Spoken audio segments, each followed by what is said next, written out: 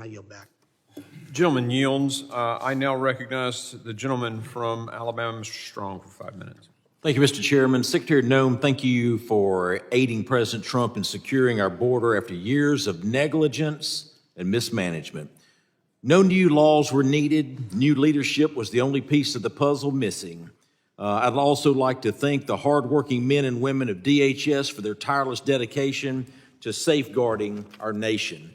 Last week, I spoke to the FBI Director Patel about a recent visit he had to Huntsville, Alabama, and Redstone Arsenal. We discussed the cost-effective location, distinct partnership opportunities, high quality of life for personnel, the remarkable talent pool, and available room to grow. As you may know, I'm proud to host HSI XCOM South and the National Academy for Advanced Training and Leadership in my district, along with many companies and organizations that support DHS. I'd like to invite you to come see for yourself the phenomenal work occurring in North Alabama. Secretary Noem, I'm curious, are there plans to move DHS personnel and programs out of the Beltway and closer to the citizens they serve? Well, thank you for the question, Congressman. Currently, there aren't plans to move agencies or components outside of their offices, although we do believe that we need to be accountable to taxpayers and are evaluating every single mission set that each agency is tasked with and the individuals, how they are fulfilling it. So that is areas where you'll see reflected in our reconciliation ask and in our fiscal year 26 budget request. That reflects where those needs are, but also our ability to reprogram dollars that where the department got off mission and was perpetuating activities that were not a part of Homeland Security's reason for why it was created. Thank you. I'd also be remiss if I didn't mention my role as chairman of the Emergency Management and Technology Subcommittee, and I want to thank you for meeting with us in New Orleans. You made your schedule available to meet that committee right after you were confirmed, and we really appreciate that. As you can imagine, I have an interest in the work of FEMA Review Council and was pleased to see the announcement of 13 new members. Secretary Noem, the President's executive order said the council would have up to 20 members. Will additional members be added, and how are you coordinating with the White House on the council? Yes, absolutely. There is the potential for new members to be added, and that is a current evaluation that's ongoing with me and my team and the White House as well. So if you have recommendations, we certainly would continue to receive those. Thank you. We're excited about those recommendations. What do you anticipate the priorities of the council will be, and how can we support that work?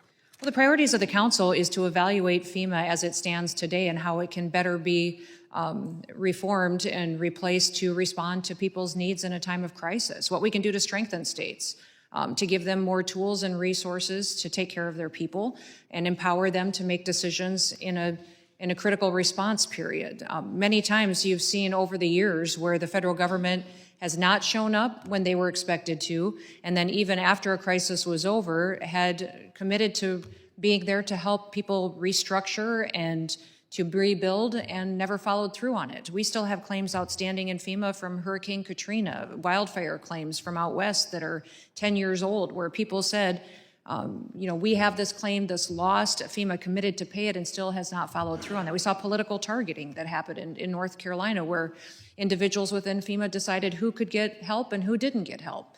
So that needs to end, and this needs some integrity to it, and making sure the federal government's there for support, but the states are empowered to do the emergency response is very important to President Trump. That support was determined based on the political sign they had in the front yards of their home. That is correct. And that's totally unacceptable. Switching gears, I'd also like to highlight the great work of CISA to protect our infrastructure and mass gathering events. Their training and exercises help states and localities respond quickly and effectively to evolving threats. In Huntsville, Alabama, collaboration among the FBI, ATF, CISA Office for Bombing Prevention represents a national hub of expertise focused on countering bomb threats and the use of explosives by adversaries. Secretary Noem, can you speak to how CISA is working with interagency partners to secure infrastructure, particularly ahead of the World Cup and Olympics? Yeah, CISA is the federal cybersecurity agency. It is the priority point for all agencies to interact with and their connections to state and local governments. And many times CISA got siloed, and our CIA, FBI, intelligence agencies were siloed and not sharing information. So we're building out a cooperation that has never existed before, and where we're bringing them to the table, sharing information that we may have as far as vulnerabilities, but also in how we can partner with private industry. The fact of the matter is that's a resource that was neglected for much too long. And so bringing private industry to the table to tell us and help us go out there and find those bad actors. Oftentimes they know, but they don't have a protection of letting us know without some kind of liability that they expose themselves to. So we're committed to building those kinds of partnerships so that they can flag threats to us without worried about retribution from those bad actors into their own companies. Secretary Noem, it's an honor to have you before us today. We'll see you in Alabama soon. Mr. Chairman, I yield back. Thank you, the chair.